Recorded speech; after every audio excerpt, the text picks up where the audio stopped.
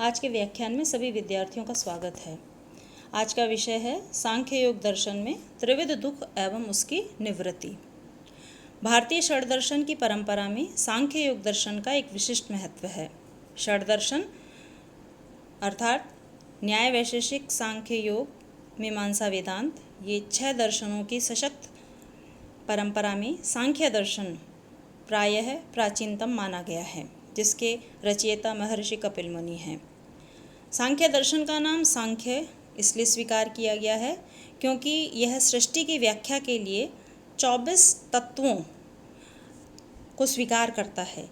इतनी सारी संख्या होने के कारण और यह संख्या या ये तत्व इस दर्शन के विवेच्य विषय होने से ही यह सांख्य शास्त्र कहलाता है। सांख्य शास्त्रकार के द्वारा जब इस शास्त्र की रचना की जाती है तो वे आरंभ में ही कहते हैं कि कोई भी व्यक्ति किसी कार्य को बिना प्रयोजन के नहीं करता है। अल्प से अल्प बुद्धि या समझ वाला व्यक्ति भी किसी कार्य को किसी प्रयोजन से ही करता है। और सांख्य शास्त्रकार के सम्मुख तो एक बड़ा प्रयोजन था। उन्होंने दुख की जिज्ञासा से अपने इस शास्त्र की रचना को आरंभ किया है। मनुष्य की स्वाभाविक प्रवृत्ति सुख या सुखकारी प्रवृत्तियों की ओर प्रवृत्त होने की है और जीवन भर वह इस सुख को पाने के लिए निरंतर प्रयत्नशील रहता है। इसके विपरीत दुखप्रद स्थितियों में वह कभी नहीं रहना चाहता और सदा ही उससे बचने का वह प्रयास भी करता है। इसीलिए दुख वह स्थिति है जो प्रतिकूल है, अर्थात उसकी इच्छाओं के विपरीत है और वेदनीय है, अर्थात जिसके होने से उसको कष्ट या पीड़ा होती है। जो चीज़ प्रतिकूल और वेदनीय है वह हेय और त्याज्य है, अर्थात हेय का मतलब है जो निकृष्ट, निम्नतम है, जिसको मनुष्य अपने जीवन में स्थान नहीं देना चाहता, और ऐसी वस्तु या ऐसी जो अवस्थाएं हैं वो त्याग करने योग्य हैं। इसलिए सुख अनुकूल होने से सुखमय और स्वीकार्य होता है और दुख से उद्विग्न होकर मनुष्य सदा ही सुख की कामना करता है, परंतु दुख प्रतिकूल और त्याज्य होता है, अस्वीकार्य होता है। हालांकि दुख जीवन का कटु सत्य है और उसको हम किसी भी रूप में छोड़ नहीं सकते हैं। यही दुख या इस दुख की जो अनुभूति है उसने एक संपूर्ण चिंतन परंपरा को जन्म दिया है। पूरे भारतीय दर्शन को एक तरीके से एक दुख के रूप में एक आधारशिला प्रदान की है, जिसके कारण भारतीय दर्शन पर बहुत बार उसके निराशावादी होने का आरोप भी लगता रहा है। इसी दुख के स्वरूप की व्याख्या और उसकी मुक्ति का उपायों की चर्चा भारतीय दर्शन की विशेषता भी रही है और यही चर्चा दुख का कारण, दुख हानि और उसके उपाय के निर्धारण के रूप में सांख्य शास्त्र करता है। दुख का कारण क्या है? यदि हम इस बात पर विचार करें तो सांख्य शास्त्र में इस सारी सृष्टि की उत्पत्ति का कारण प्रकृति को माना है। प्रकृति त्रिगुणात्मिका है, अर्थात उसके अंदर 3 गुण पाए जाते हैं, सत्व, रज और तम। सात्विक गुण, राजसिक गुण और तामसिक गुण। सात्विक गुण ऊर्ध्वगमन, उन्नति, ज्ञान, प्रकाश का प्रतीक है, जबकि तमस गुण या तामसिक गुण अधमता का, रसातल का प्रतीक है और रजोगुण क्रिया में प्रवृत्ति का द्योतक है। यानी संसार में जितनी भी प्रकार की क्रियाएं हमें दिखाई देती हैं, सांख्य शास्त्र के अनुसार वे रजोगुण के कारण ही हैं। इसलिए दुख का कारण रजोगुण है। दुख किसको होता है? सांख्य मानता है कि जितने भी प्रकार के दुख या सुख, सभी प्रकार के जो अनुभव होते हैं वे मन के अनुभव हैं और ये जो दुख है ये बुद्धि का धर्म है। परंतु अज्ञानवश आत्म तत्व, जिसे सांख्य शास्त्र में पुरुष कहते हैं, वे अपने गुण मान लेता है या वह इन सभी विषयों को अपने ऊपर आरोपित कर लेता है, जबकि आत्मा समस्त प्रकार के शारीरिक और मानसिक विकारों से निर्लिप्त यानी दूर है, उनसे परे है, उसको कोई भी प्रकार का सुख दुख नहीं व्यापता। वह शुद्ध चैतन्य, नित्य, अविनाशी, सांसारिक विषयों से परे है। 3 प्रकार के दुख से पीड़ित होने के कारण और उसके निवारण हेतु विषय में व्यक्ति की स्वतः ही जिज्ञासा होती है। तो सर्वप्रथम यह जिज्ञासा है कि वे 3 प्रकार के दुख क्या हैं जो सांख्य शास्त्र बताता है। संसार में पाए जाने वाले सभी प्रकार के जो दुख हैं उनको 3 प्रकार से वर्गीकृत किया गया है: आध्यात्मिक दुख, आधिदैविक और आधिभौतिक। आध्यात्मिक दुखों को फिर शारीरिक और मानसिक दुखों में वर्गीकृत किया गया है। शारीरिक दुख वे होते हैं जो वात, पित्त और कफ के असंतुलन से उत्पन्न होते हैं। शरीर के अंदर वायु का बन जाना, या एसिडिटी यानी शरीर के अंदर जो विभिन्न प्रकार के रसायन होते हैं उनका संतुलन हो जाना, या कफ, कोल्ड जो कफ के कारण, या ये वे बेसिक चीज़ें हैं जिनसे प्रेरित होकर और अन्य प्रकार के शारीरिक व्याधियाँ मनुष्य को लग जाती हैं। मानसिक दुख जो काम, क्रोध, लोभ, ईर्ष्या, मोह आदि होते हैं वे मानसिक दुख कहलाते हैं। आधिदैविक यानी दैवीय प्रकोप के कारण, ईश्वरीय प्रकोप के कारण जो दुख होते हैं वो वायु, अग्नि और जल से होते हैं। वायु से जैसे कि आंधी तूफान आना, चक्रवात आना।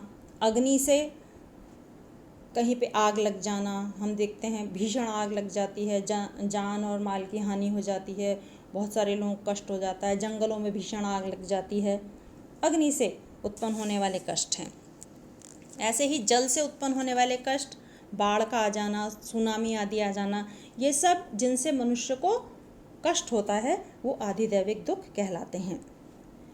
आदि भौतिक दुख यानी हमारी भौतिक सत्ता, हमारे चारों तरफ पाए जाने वाले जीव जंतु, मनुष्य, पशु, पर्वत, वस्तुएं, भूत, इवन इनसे जो कष्ट हमें मिलते हैं उनको 4 प्रकार से जाना जा सकता है। पहले जरायुज यानी मनुष्य और पशु के कारण होने वाले, अंडज यानी पक्षी और सर्प के कारण, स्वदेज जुएं आदि जैसी जो जीव होते हैं उनसे होने वाले, और उद्भिज यानी वृक्ष और वनस्पति के कारण होने वाले दुख।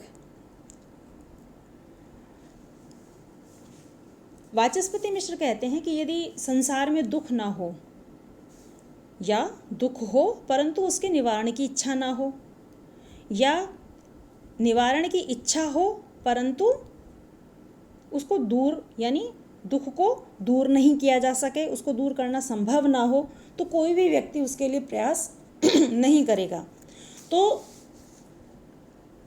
इस संसार में दुख जितने भी होते हैं मनुष्य के मन में उनके निवारण की इच्छा भी होती है और उनको दूर करने का वो प्रयास भी करता है, परंतु सांख्य शास्त्र ये कहता है कि दुख सत्य है और इसीलिए उसका हम सर्वथा निरोध नहीं कर सकते हैं। जब तक ये स्थूल और सूक्ष्म शरीर है तब तक भोग रहेंगे और तब तक दुख रहेंगे, इसलिए तब तक जो दुख हैं उनकी एकांतिक यानी हमेशा के लिए और आत्यांतिक यानी पूरी तरीके से निवृत्ति संभव नहीं है।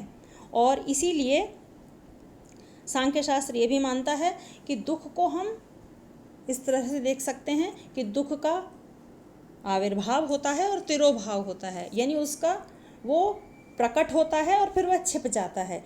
जब दुख प्रकट होता है तो उसको दूर करने के उपाय किए जाते हैं, तो वह समय विशेष के लिए छिप जाता है, परंतु अवसर पाकर पुनः व्यक्ति के सम्मुख आ जाता है या उसको परेशान करता है या उसको पीड़ा पहुंचाता है।